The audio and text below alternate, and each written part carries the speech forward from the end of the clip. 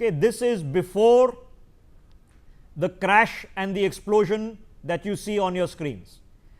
Now, what seems to be now from what is visible to us is that due to some problem, the plane has not been able to gain altitude.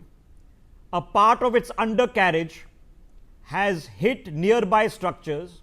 On the left side of your screen, you can clearly see that an aircraft like this would have a landing gear on the left side of the aircraft, rear, right rear, and of course a nose wheel. I cannot tell from this angle whether the nose wheel is there, but it seems that the left side of the landing gear of the aircraft has clipped the top of this building and it is lodged there. And immediately after the now whether the landing gear sheared off and happened to fall on top of the building or indeed clipped this building on the way to the takeoff, we don't yet know. But immediately afterwards, seconds later, you see the plane unable to maintain power. So the plane has not lost stabilization. So it is not veering to the left, it is not veering to the right. The nose is pointing up. The wings on the face of it, the right wing seems intact. I can see the landing gear on the right side. I cannot see the landing gear on the left side.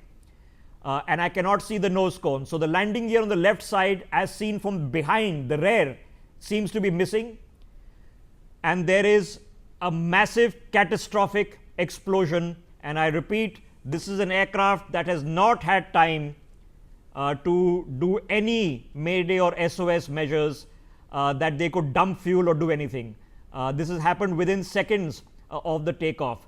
So again, let me now put you to the left visuals on your screens. What is patently obvious for examination. There you see it. You can see the left side of the landing gear is missing. Now, whether it's missing because the left side retracted or more likely that it has fallen off or hit something. Let's keep the two window on our screens, please, so that we can talk it through. Now, before we get in our guests here, I just want to take you through now what you're seeing on the left side of your screen. So, ladies and gentlemen, the aircraft has not lost stabilization in the sense that it is not veering dramatically towards the left. It is not veering dramatically towards the right. It is in level flight with the nose pointed up, but it is rapidly losing altitude. So that would indicate that it does not have power to power through the takeoff. So there are various reasons that an aircraft can crash. We don't know what's happened, but this is clearly not a nose dive. It has not gone nose first. It has gone with its nose pointing up as it would be in a normal takeoff position. But despite the fact that the nose is pointing up, you can see that the aircraft is rapidly losing altitude, and within a few seconds a fireball is emerging. So this is what we can tell from what we can actually see. Group Captain Augustine is with us. Group Captain Augustine, I don't know if you're able to see the visuals on your screens, but from what we can tell of the few seconds before the crash, this is what is visible. Now, what do you make of all of this? Group Captain Chaudhary. Group Captain Chaudhary, that question is for you. Okay.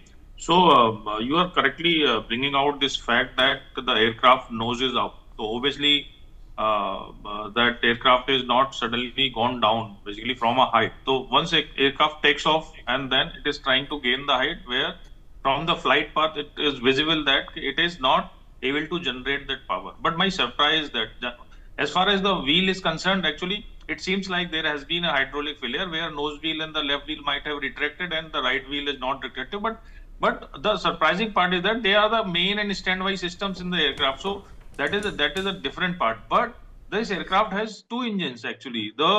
If both engines have started, because the aircraft cannot take off without both engines being serviceable.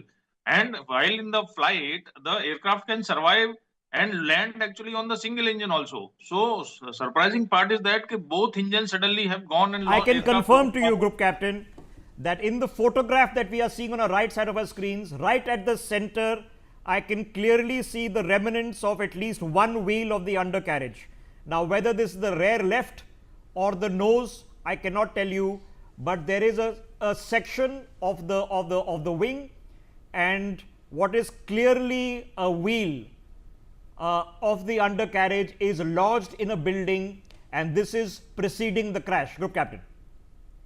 Yeah, that is correct. So my point is same that landing gear may not have retracted. So obviously the signs are initially visible that this aircraft has some problems, but it has a serious problems because it is not only about double engine. Basically, it means thus even single engine was operating. Then also aircraft cannot lose height in such a way where it seems like on TV.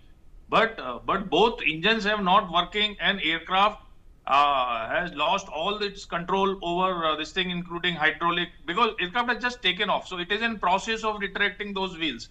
So the nose wheel and other wheel, left wheel would have retracted and right not. That is understandable. So that is a serious emergency. But both engines are not able to generate power. Even one engine after takeoff would have gone down. Then Could also it aircraft have would generate power. so what explains the fact